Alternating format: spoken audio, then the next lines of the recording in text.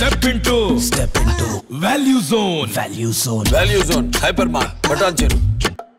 రోజు పని ఒత్తిడితో బాధపడుతున్నారా?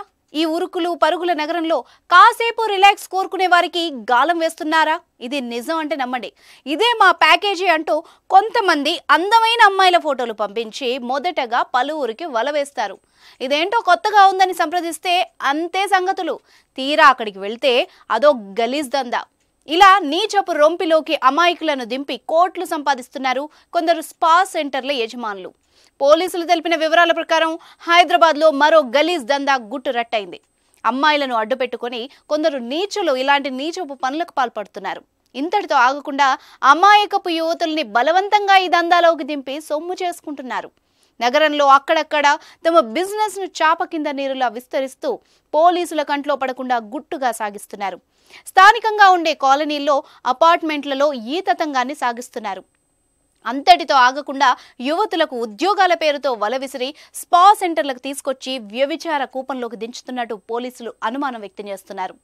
సాధారణంగా బ్యూటీ పార్లర్లు, స్పా సెంటర్లకు వచ్చే కస్టమర్ల పేర్లు, ఫోన్ నెంబర్ల వివరాలు నమోదు చేసుకునేందుకు రిజిస్టర్ మెయింటైన్ చేస్తారు. కానీ ఈ 2 స్పా సెంటర్లలో అలాంటివేమీ దొరకలేదని సమాచారం. ఒకేసారి 2 స్పా సెంటర్లలో క్రాస్ మసాజ్ ముఠా గుట్టురట్టు విషయం నగరంలో చోటు చేసుకుంది.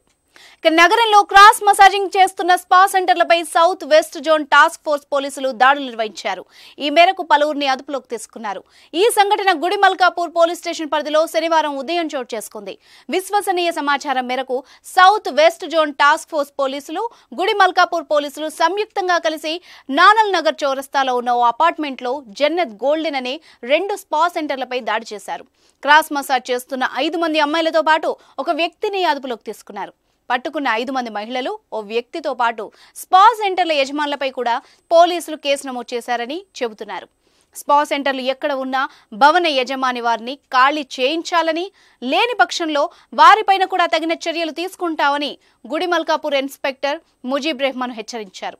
యువకులు ఎవరు కూడా స్పా సెంటర్లకు కానీ, స్నూకర్ సెంటర్లకు కానీ వెళ్తే కేసులు నమోదు చేస్తామని ఆయన ఈ సందర్భంగా హెచ్చరించారు.